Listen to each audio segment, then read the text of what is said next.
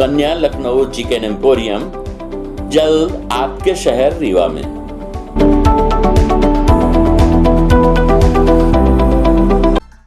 Sponsored by NABL lab, Awadhiya consultancy and testing laboratory.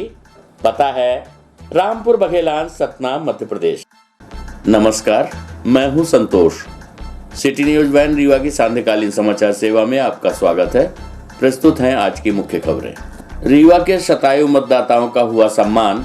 Collectorate सहित जिले भर में आयोजित हुए कार्यक्रम। ससुर बना प्रेम में बाधा तो प्रेमी के साथ मिलकर बहू ने उतारा मौत के घाट।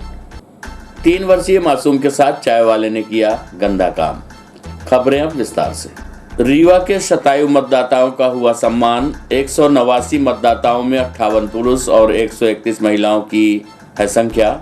कलेक्ट्रेट सहित जिले भर में आयोजित हुए कार्यक्रम कलेक्टर ने किया सम्मानित। आपको बता दें कि अंतर्राष्ट्रीय वृद्धजन दिवस पर शनिवार 1 अक्टूबर को रीवा जिले के महिला पुरुष शतायु मतदाताओं को सम्मानित किया गया। विंध्य क्षेत्र में सम्मान के लिए सूचीबद्ध शतायु मतदाताओं की संख्या 400 है, जिसमें संभाग के रीवा जिले में सबसे ज्यादा 189 मतदाता हैं। सम्मानित होने के लिए चयनित शतायु महिला मतदाताओं की संख्या पुरुषों की तुलना में सबसे अधिक है। विंध्य क्षेत्र में कुल 400 मतदाताओं में पुरुष 126 है, जबकि आधी आबादी यानी महिला मतदाताओं की संख्या पुरुषों से 2 गुनी से ज्यादा है। सरकारी महकमा मतदाताओं के निवास पर जाकर उन्हें सम्मानित करेगा। मुख्य निर्वाचन पदाधिकारी अनुपम राजन के निर्देश पर पूरे प्रदेश में सुबह 11 बजे से शतायु मतदाताओं को सम्मानित करने का कार्यक्रम शुरू किया गया। इसके साथ ही आज NIC में हर जिले में कुछ मतदाता ऑनलाइन जुड़ेंगे। इनके अलावा जहां शतायु मतदाता हैं उन ग्राम पंचायतों में कार्यक्रम होंगे। कार्यक्रम को लेकर कलेक्टर मनोज पुष्प ने बताया कि रीवा जिले में 189 शतायु मतदाता हैं, जिनमें पुरुष की संख्या 58 और जबकि महिलाओं की संख्या 131 है। प्रस्तुत है रीवा कलेक्टर मनोज पुष्प से प्राप्त जानकारी के अंश। क्या नाम है? नाम बता दो अम्मा। रामकाली। कब से रामकाली। कै बरस के हैं अम्मा? हाँ, कै बरस के हैं? बेटा लिखे पढ़े नहीं है, आपसे विनती 100 कर। साल हो गए। कब से वोट डाल रही वोट पहली बार कब डाले रे अम्मा? पहली बार डाला है जो बरगद में पड़ा है, बासों के बाद में। अभी वोट डाले इस बार मशीन में? हाँ, अभी डाल के अभी भी आए। डाले हैं हाँ मशीन में। पहले कागज में भी डाला था। हाँ, अब मशीन में भी डाला। अब मशीन में। हाँ, चलिए ठीक है। अरे अच्छा लगता है। चलिए ठीक है। वोट डालने के लिए कुछ कहेंगे? कुछ नहीं, और लोगों को वोट डालना चाहिए कि नहीं? सबको वोट डालना चाहिए? सबको चाहिए। वोट डालना चाहिए। हाँ। अच्छा लग रहा है सम्मान हो रहा है तो ठीक। वरिष्ठ जनों का सम्मान किया जा रहा है, क्या इसका उद्देश्य है? कार्यक्रम का क्या चीज़ है? भारत निर्वाचन आयोग के निर्देश पर मध्य प्रदेश के सभी जिलों में आज अंतर्राष्ट्रीय वृद्ध दिवस के अवसर पर वरिष्ठ मतदाताओं का जो 100 वर्ष से अधिक की आयु के हैं उनका सम्मान का आज कार्यक्रम रखा गया है। रीवा जिले में 189 ऐसे मतदाता हैं जिनकी आयु 100 वर्ष से अधिक है। हम टोकन स्वरूप कुछ लोगों को NIC में बुलाकर उनका सम्मान कर रहे हैं और बाकी लोगों का उनके घरों में भी सम्मान हो रहा है। ये वो वरिष्ठ मतदाता हैं जिन्होंने अपने मताधिकारों का प्रयोग किया है लंबे समय तक और जिनके मताधिकार ने हमारे लोकतंत्र को मजबूत बनाया है। तो आज ये सम्मान करके हम अपने लोकतंत्र के और विशेषकर लोकतंत्र का जो मुख्य एक कारक है चुनाव, उस निर्वाचन में सबकी सक्रिय भागीदारी के लिए आह्वान करते हैं। और आप सभी से हम लोगों ने बात किया, अभी पिछले मतदान जो हुए हैं उसमें भी लोगों ने मतदान किया है और जो भविष्य के मतदान होने वाले हैं उसमें भी मतदान देने को लेकर संकल्पित है। जब इस उम्र के लोग जिनको बहुत सारे हेल्थ इश्यूज हो जाते हैं उसके बावजूद भी इतने सक्रिय रूप से मतदान में भाग लेते हैं, तो हम सभी को भी सक्रियता से अपनी इस जिम्मेदारी को निभाना चाहिए और हमारा मतदान का परसेंटेज हमेशा बढ़ना चाहिए, सक्रियता अपनी बेहतर होनी चाहिए। उन लोगों को भी अपील कर रहे हैं जिनके अभी आधार संकलित होने से बचे हैं। लगभग 10% ऐसे मतदाता हैं जिले में जिनका अभी आधार संकलित नहीं हो पाया है, तो उनको भी हम अपील करते हैं कि आप से BLO संपर्क कर रहे हैं तो उन्हें अपना आधार उपलब्ध करें। ससुर बना प्यार में बाधा तो प्रेमी संग मिलकर बहू ने उतार दिया मौत के घाट। बिछिया थाना क्षेत्र अंतर्गत 1 माह पूर्व हुई अंधी हत्या का पुलिस अधीक्षक ने किया खुलासा। आपको बता दें कि बिछिया पुलिस ने लगभग 1.25 माह पूर्व ग्राम भटलो में हुई वृद्धि की हत्या का सनसनीखेज खुलासा किया है। हत्या के पीछे की वजह मृतक के बहू का प्रेम प्रसंग बताया जाता है। वारदात में शामिल मृतक की बहू और उसके प्रेमी को पुलिस ने गिरफ्तार कर लिया है। उन्होंने पूछताछ के दौरान वृद्ध की हत्या किए जाने की वारदात को कबूल किया है। हम आपको बता दें कि बिछिया थाना क्षेत्र अंतर्गत भटलो निवासी राम मिलन कोल उम्र 60 वर्ष की घर में हत्या कर दी गई थी। 22 अगस्त की सुबह परिजनों द्वारा वृद्ध की हत्या किए जाने की सूचना बिछिया पुलिस को दी गई, जिसके बाद से बिछिया पुलिस लगातार हत्यारों की तलाश में लगी हुई। इसी बीच बिछिया थाना प्रभारी प्रियंका पाठक ने साइबर सेल और मुखबिर तंत्र के माध्यम से पता चला कि मृतक के बेटे का 3 वर्ष पूर्व निधन हो गया था, जिसके बाद उसकी बहू नीता कोल का गांव के ही एक युवक सुनील कोल से प्रेम प्रसंग चल रहा था। इसकी जानकारी मृतक को हो गई थी और उसके द्वारा नीता को सुनील से दूर रहने और उससे न मिलने की समझाइश दे रहा था। ये बात बहू उसके प्रेमी को नागवार गुजरी, जिसके बाद दोनों ने योजनाबद्ध तरीके से वृद्ध को सोते समय धारदार हथियार से मौत के घाट उतार दिया। पुलिस ने मृतक की बहू सहित उसके प्रेमी को गिरफ्तार कर हत्या की सनसनीखेज वारदात का खुलासा किया है। एसपी नवनीत बसीन ने बताया कि इस अंधी हत्या के खुलासे के लिए एएसपी अनिल सोनकर और सीएसपी उमेश प्रजापति के नेतृत्व में टीमें गठित कर लगातार पतासाजी की जा रही थी, जिसके बाद इस अंधी हत्या का खुलासा हुआ है। आइए सुनते हैं घटना के संबंध में पुलिस अधीक्षक रीवा से प्राप्त जानकारी के अंश। पहला प्रकरण तो थाना बिछिया का है। 22 अगस्त को आपने देखा था एक व्यक्ति की चाकू से हत्या कर दी गई थी। उसके पश्चात हम लोगों को कुछ लोगों पर संदेह था। जिन लोगों पर हमको डाउट था हमने उन लोगों को लगातार नज़र में रखा और किसी को बिना डिस्टर्ब करते हुए पहले अपना साक्ष्य संकलन किए, और जब हमको फाइनली पूरी जानकारी पुख्ता हो गई यही व्यक्ति हमारे आरोपी हैं, तो हम लोगों ने उनको पूछताछ के लिए बुलाया और उनसे कई सवाल ऐसे पूछे जिनका उत्तर वो लोग नहीं दे पाए। तो इस तरह लगातार इस टीम ने उन्हें विभिन्न प्रश्न पूछकर क्रॉस चेक किया और फाइनली उन लोगों ने फिर अपना अपराध कबूल किया। इसमें जिस व्यक्ति की हत्या हुई थी उनकी बहू, चूँकि उनके बालक की डेथ हो चुकी थी, बेटे की डेथ हो चुकी थी, तो उनकी बहू और उनके एक साथी ने मिलकर इस घटना को अंजाम दिया था। और घटना को अंजाम देने के बाद जो ये आरोपी है ये कुछ दिनों के लिए आसपास रहा, फिर लौट के आके वहीं रहना शुरू कर दिया था। तो हमारा लगातार प्रयास था कि किसी प्रकार से कोई हमारा आरोपी ऐसा ना उसको समझ में आए कि हम लोग उसको वॉच कर रहे हैं, मॉनिटर कर रहे हैं। और इस टीम ने लगातार अच्छा काम करके इसको ब्लाइंड मर्डर को ट्रेस किया है। दोनों आरोपी हमने राउंड अप कर लिए हैं। अभी इनसे पूछताछ जारी है और इन्वेस्टिगेशन में और भी जो भी आगे डेवलपमेंट होंगे आपको हम इसमें ब्रीफ करेंगे। महिला से उसका क्या संबंध था? युवक का, युवक का युवक और महिला के बीच के संबंधों को लेकर ही ससुर ने आपत्ति व्यक्त की थी और कुछ जानकारियाँ ये मिली हैं कि संभवतः घटना के एक दिन पहले उनके बीच में विवाद भी हुआ था। तो डायरेक्शन वो जा रहा था, पर हम उसको किसी प्रकार से ये नहीं चाहते थे कि कुछ डिस्टर्ब हो, इसलिए हमने इसमें पर्याप्त समय लिया। सेना में भर्ती का झांसा देकर 2 दर्जन युवकों से 90 लाख की ठगी। प्रवेश पत्र देकर भेजा था उत्तराखंड परीक्षा देने पहुंचे छात्र तो ठगी किए जाने का पता चला। 2 थानों की पुलिस कर रही है जांच। आपको बता दें कि शातिर ठग ने युवकों को सेना में भर्ती के सुनहरे सपने दिखाकर 2 दर्जन से अधिक लोगों को चूना लगाया है। उनसे लाखों रुपए ठगने के बाद सेना में भर्ती का फर्जी लेटर भी पकड़ा दिया। पीड़ितों को जो अपने साथ हुई ठगी की जानकारी हुई तो उन्होंने थाने में शिकायत दर्ज कराई है। 2 थानों में आरोपियों के खिलाफ प्रकरण पंजीबद्ध कर आरोपी को गिरफ्तार कर लिया गया है, जिससे पूछताछ की जा रही है। बताया गया है कि अभिषेक कुशवाहा पिता राम सेवक निवासी बरेती कला थाना परिवार ने तराई अंचल में बेरोजगार युवकों को ठगी का शिकार बनाया है। उसने सेना में भर्ती की तैयारी कर रहे छात्रों को झांसे में लिया और आरोपी ने खुद को सेना में लिपिक बताते हुए लोगों को झांसे में लेकर सेना में भर्ती करवाने के एवज में रुपए ऐंठ लिए। पनवार थाना क्षेत्र में 2 दर्जन लोग उसके शिकार बने हैं, जिससे करीब 80 लाख रुपए उनसे ठग लिए गए। इसके अतिरिक्त आरोपियों ने अतरैला थाना क्षेत्र के चौखंडी निवासी सोनू पासी पिता धर्मदास और सतीश साहू पिता केदारनाथ साहू 27 वर्ष निवासी चौखंडी को ही भर्ती का झांसा दिया था। उसने सोनू पासी से 5 लाख और सतीश साहू से 8 लाख रुपए लिए थे। बताया गया है कि आरोपियों ने जिन लोगों से रुपए लिए थे उन सभी को परीक्षा देने के लिए प्रवेश पत्र भी दिया गया था।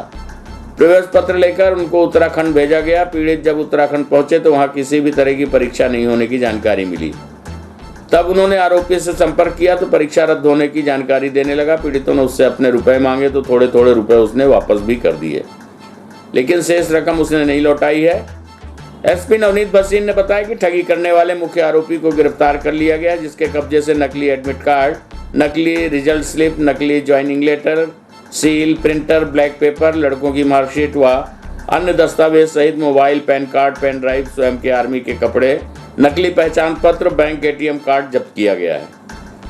पुलिस अधीक्षक ने बताया कि इस पूरी कार्यवाही के दौरान डभौरा एसडीओपी समरजीत सिंह परिहार, पनवार थाना प्रभारी महेंद्र सिंह और अतराइला थाना प्रभारी कन्हैया बघेल सहित उनकी टीम की प्रमुख भूमिका रही। प्रस्तुत है पीड़ित छात्रों सहित एसपी नवनीत भसीन से प्राप्त जानकारी के अंश।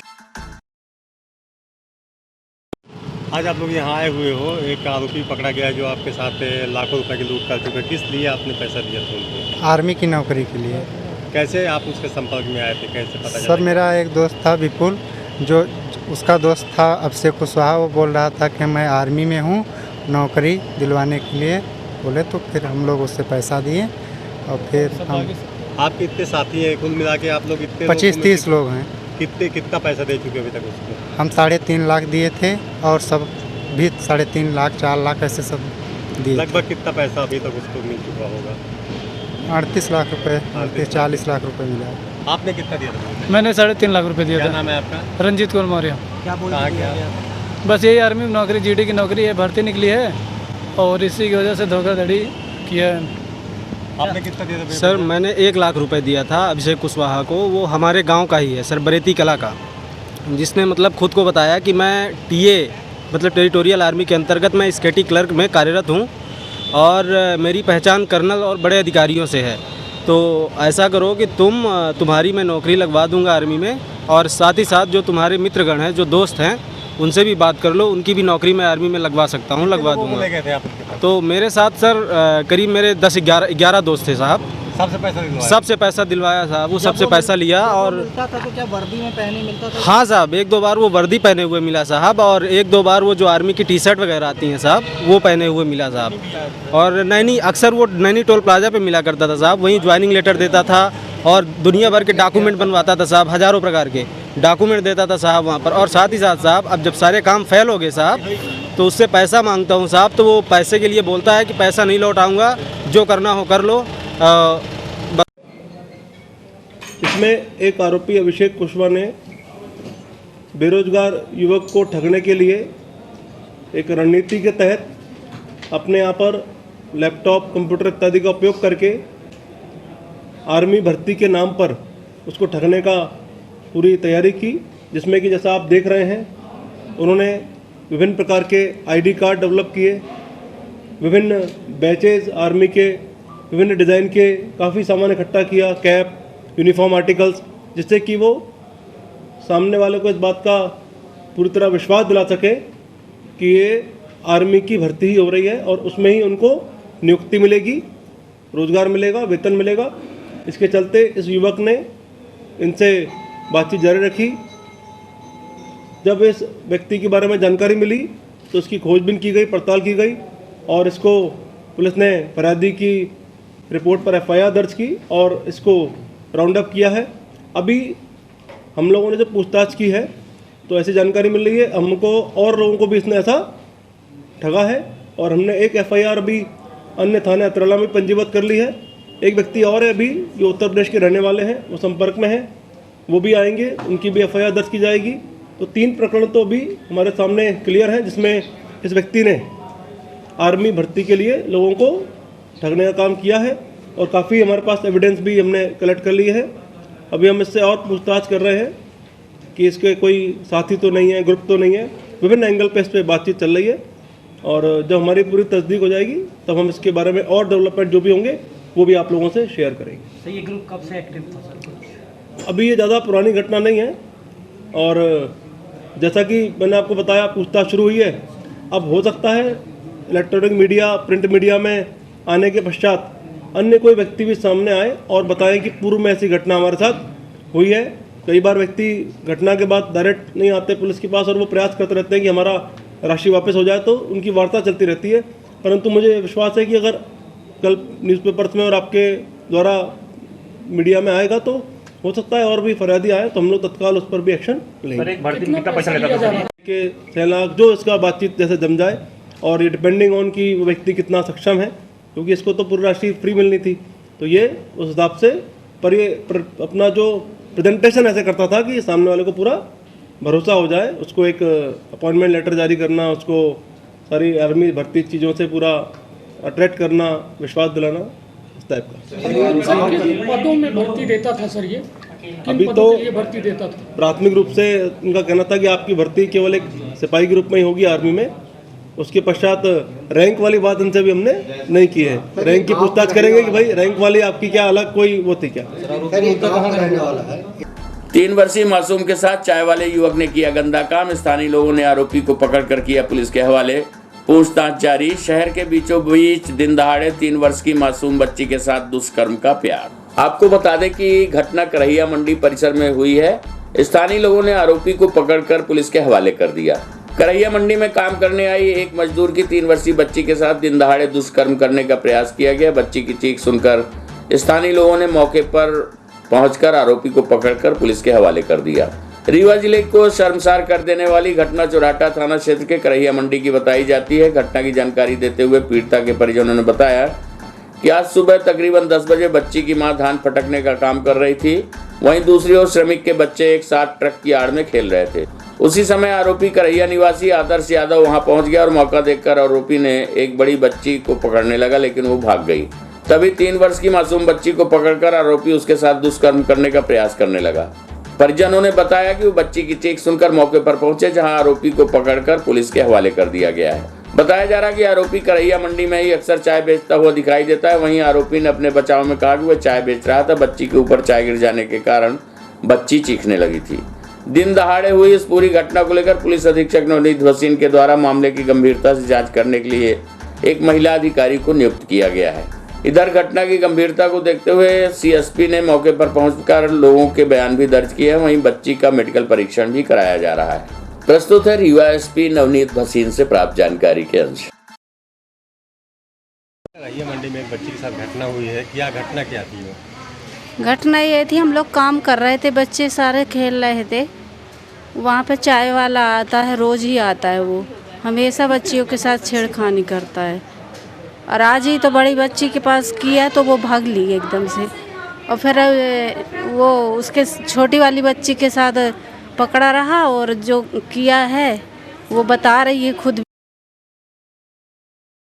आप लोगों को कैसे पता चला कि हम लोग को ये छोटा बच्चा रोते हुए गया है, जब चिल्लाया है तब वो उसकी माँ भाग गई है, लेके आई है। फिर वो चिल्लाई है तो हम लोग भाग के आए हैं सब लोग। तो आरोपी फिर कहाँ चला गया था? पकड़ गया मतलब? पकड़ गया है वहीं। उसको किसने पकड़ा था? उसकी माँ ही ने पकड़ा था। भाग रहा था तो एकदम से उसकी माँ ने कॉलर पकड़ी है, फिर बाकी सब जो बट पड़े हैं सब आ चुके थे। कई बच्चे खेल रहे थे तो हाँ, ये बच्चे कई लोग खेल रहे थे, तो ये बच्चियाँ पहले भागली हैं। आप लोग वहाँ क्या करते हैं? हम लोग धान समेटते हैं वहाँ। अच्छा, मजदूरी करते हैं हम। रोज़ ही बच्चे खेलते थे, ऐसा कुछ नहीं हुआ, लेकिन आज ही ऐसे किया वो उसने। कहाँ की घटना है ये करहिया मंडी। मामला है क्या? पूरा मामला छोटी बच्ची के साथ जो मामला प्रकाश में आया, तत्काल थाने की टीम एक्टिव हुई। उन्होंने आरोपी को राउंड अप किया है। साथ ही महिला अधिकारी वहां पहुंच गई है हमारी, जिससे उस बच्ची से पूरी घटनाक्रम समझ सकें, और अग्रिम कार्रवाई हमारी भी जारी है। बच्चों के विवाद में जमकर चले गड़ासे, भाले और तलवार। आधा दर्जन हुए घायल। थाने पहुंचा मामला। जिले के चाकघाट थाना क्षेत्र में हुई घटना। एक दिन पूर्व हुआ था बच्चों के बीच में विवाद। आपको बता दें कि खेल खेल में बच्चों के बीच शुरू हुआ विवाद 2 गुटों के बीच खूनी संघर्ष में तब्दील हो गया, जिसके बाद एक पक्ष ने दूसरे पक्ष के ऊपर धारदार हथियारों से हमला करते हुए तकरीबन आधा दर्जन लोगों को गंभीर रूप से घायल कर दिया। बताया जा रहा है कि विवाद की शुरुआत चाकघाट थाना क्षेत्र के डीही गांव में एक दिन पूर्व हुई थी, जिसमें कुछ बच्चे आपस में खेलते हुए भिड़ गए। स्थानीय लोगों के समझाइश के बाद मामला शांत हो गया। बीती शाम बच्चों के बीच हुई मारपीट का मामला बड़ों के बीच खूनी संघर्ष में तब्दील हो गया।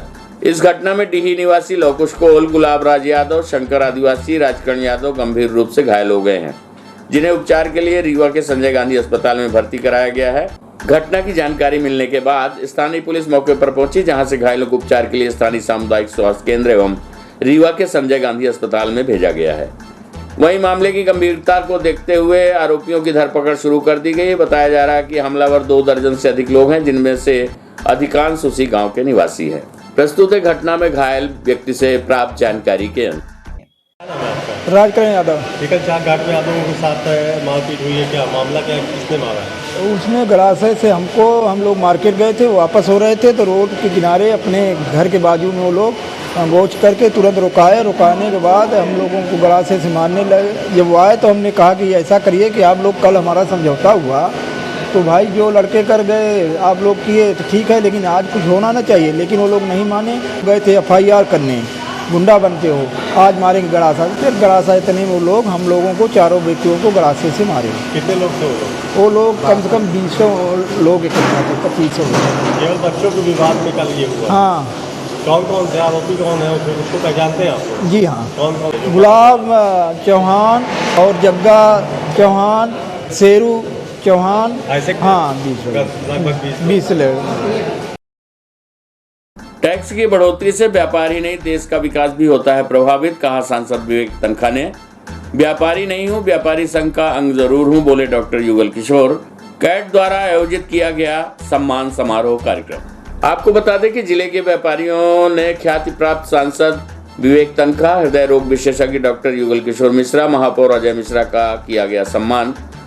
राज्यसभा सांसद विवेक तनखा, बिंद के गौरव देश के प्रसिद्ध हृदय रोग विशेषज्ञ डॉक्टर युगल किशोर मिश्रा, रीवा महापौर अजय मिश्रा बाबा का व्यापारियों द्वारा कैट फेडरेशन ऑफ इंडिया जिला रीवा के बैनर तले सिंधु भवन में आयोजित व्यापारियों की बैठक में सम्मान किया गया। कार्यक्रम में विशिष्ट अतिथि के रूप में हिंदू उत्सव समिति धर्म परिवार के अध्यक्ष गुरमीत सिंह मंगू, वरिष्ठ समाज सेवी सरदार प्रहलाद सिंह, सुनील सिंह एसोसिएशन अध्यक्ष सूर्यकांत मिश्रा, के गुप्ता उपस्थित रहे। कार्यक्रम का संचालन कैट के प्रदेश उपाध्यक्ष महेश थारवानी ने किया तथा अतिथियों का स्वागत हरमीत सिंह बीरू ने किया। हम आपको बता दें कि कार्यक्रम के मुख्य अतिथि देश के हृदय रोग विशेषज्ञ युगल किशोर मिश्रा व देश के प्रसिद्ध अधिवक्ता, पीड़ित मानवता की सेवा के लिए संकल्पित विवेक तनखा का रीवा से गहरा नाता है। ऐसी विभूतियों का स्वागत व सम्मान करते हुए जिले के व्यापारी व कैट अपने आप को गौरवान्वित महसूस करता है। सम्मान कार्यक्रम को संबोधित करते हुए मुख्य अतिथि राज्यसभा सांसद विवेक तनखा ने कहा कि मैं अपने आप को गौरवान्वित महसूस करता हूं। रीवा में जन्म लिया, कर्मभूमि जबलपुर, फिर भी जो रीवा की संस्कृति में सीखने व सेवा करने का सुख प्राप्त होता है वो अविस्मरणीय है। उन्होंने व्यापारियों को संबोधित करते हुए कहा कि जिस देश में टैक्स की बढ़ोतरी होती है उस देश का व्यापार व विकास दोनों अवरुद्ध होते हैं। सरकार ये चिंतन क्यों नहीं करती, ये गंभीर विषय है। जितना कम टैक्स होगा उतने ही रोजगार के अवसर बढ़ेंगे, देश विकास की ओर आगे बढ़ेगा। साथ ही उन्होंने कहा कि सबसे बड़ा विरोधी मैं सरकार के डराने और धमकाने के नीति का हूं। कार्यक्रम में शहर कांग्रेस अध्यक्ष गुरमीत सिंह मंगू, प्रतिष्ठित व्यवसायी Sunil Singh, tax bar association के अध्यक्ष सूर्यकांत मिश्रा, जिला वैश्य समाज के अध्यक्ष के गुप्ता, चार्टर्ड अकाउंटेंट प्रशांत जैन ने भी अपने विचार रखे। कार्यक्रम के अंत में मुख्य अतिथि विवेक तनखा सहित महापौर अजय मिश्रा बाबा, हृदय रोग विशेषज्ञ डॉक्टर युगल किशोर मिश्रा का शाल एवं श्रीफल देकर सम्मान किया गया। कार्यक्रम का संचालन महेश थारवानी ने किया। प्रस्तुत है राज्यसभा सांसद विवेक तनखा से प्राप्त जानकारी के अंश। ये आम जनता GST की मार झेल रही है और अभी आपने मंच से बोला नया भारत का निर्माण होगा, कैसे होगा? हम तो चाहते हैं कि GST को एक नए रूप में लाए जिससे लोग की परेशानी बंद हो, उसमें जो प्रॉब्लम्स हैं उसको सॉल्व किए जाएं। और जब तक कि व्यापारियों की और लोगों की डिफिकल्टीज को आप सॉल्व नहीं करोगे तो कब तक डर के बैठा रहेगा आदमी? कब तक ये रेट राज चलाओगे? क्या देश रेट से राज से चलने वाला है? देश कानून से चलता है। और आपको SSC आपका दोस्त है, वो आपका एक प्रकार से आपको उसकी सेवा करनी चाहिए। वो आपको पैसा दे रहा है देश को। तो जो SSC की जो दुर्दशा हो रही है मैं उसका विरोध करता हूँ। सरकार से आम आदमी डरा हुआ है, इस पर क्या कहना है? नहीं, मैं वकील हूँ, मैं तो कानून का रक्षक हूँ, रखवाला हूँ। इसलिए तो मैं बोल रहा हूँ कि मैं जो लोग भी कानून का उल्लंघन करते हैं और जो कानून का मिसयूज करते हैं मैं उनका विरोध। किस तरह का नया भारत बनाएंगे? नया भारत, कानून का भारत। शहर में चोरी का सिलसिला लगातार जारी। इस बीच अज्ञात चोरों द्वारा चोरी का नया तरीका इख्तियार किया जाने का मामला प्रकाश में आया है, जहां चोरी की इस वारदात में एक महिला युवती सहित एक पुरुष शामिल था, जो सीसीटीवी फुटेज में अज्ञात चोरों की तस्वीरें सामने आई है। घटना के संबंध में मिली जानकारी के मुताबिक विश्वविद्यालय थाना क्षेत्र अंतर्गत सौरभ नगर निवासी दिनेश द्विवेदी के मकान में बीती देर रात घुसे अज्ञात चोरों ने चोरी की बड़ी वारदात को अंजाम दिया है। घटना के संबंध में उनके किराएदार रमाकांत द्विवेदी ने बताया कि दिनेश द्विवेदी परिवार सहित भोपाल में रहते हैं, जबकि वे किराए से मकान में रहते हैं। उन्होंने बताया कि रात्रि लगभग तकरीबन 3 बजे उन्हें छत पर किसी के चलने की आहट मिली, जिसके बाद उन्होंने शोर मचाना शुरू कर दिया तो एक महिला और एक युवती सहित एक युवक भागते नजर आए। साथ ही घर में लगे सीसीटीवी कैमरे में भी तीनों की तस्वीरें कैद हुई है। अज्ञात चोरों द्वारा चोरी की वारदात के दौरान कितने का सामान पार किया गया है, इसकी जानकारी मकान मालिक के आने के बाद ही होगी। वहीं किराएदार ने घटना की सूचना विश्वविद्यालय पुलिस को दी है। फिलहाल मौके पर पहुंची पुलिस अब जांच कर रही है। हमारा नाम रमाकांत द्विवेदी। बताइए भैया। हाँ, हमारा नाम रमाकांत द्विवेदी है। हम यहाँ किराया से रहते हैं। मालिक का नाम दिनेश द्विवेदी है और वो भोपाल में रहते हैं। और यहाँ कल रात को करीबन 2 बजे के लगभग चोर घुसे यहाँ ताला तोड़ के, और हमको 3:30 के लगभग जानकारी हुई है। 3 बजे के लगभग जानकारी हुई है। खटपट की आवाज़ आ रही थी। फिर हमने हल्ला किया है और फ़ोन भी लगाया है बगल में, तो सब लोग जैसे आते हैं वैसे 2 लोग निकल भाग देते हैं और पुलिस को इन्फॉर्म किया गया है। पुलिस हालांकि आई नहीं, और यहाँ कैमरा में भी लगा था तो बगल में देखें फोटोग्राफ में तो 3 चोर की फ़ोटो आ रही है। कौन कौन थे चोर में? पुरुष महिला? वो एक लड़की थी और एक औरत और एक जेंट्स था। अंदर क्या कहाँ का ताला तोड़ा है उन्होंने? ताला पहले गेट का तोड़ा है, फिर वो दरवाजे का तोड़ा, और फिर अंदर भी वो दरवाजे में लॉक लगा था उसको भी तोड़े, फिर 2 अलमारी के तोड़े हैं। आज की खबरों में बस इतना ही। कल हम फिर मिलेंगे कुछ ताजा तरीन खबरों के साथ। तब तक के लिए हमें इजाजत दीजिए। नमस्कार। Sponsored by NABL lab, Awadhiya consultancy and testing laboratory. पता है रामपुर बघेलान, सतना, मध्य प्रदेश।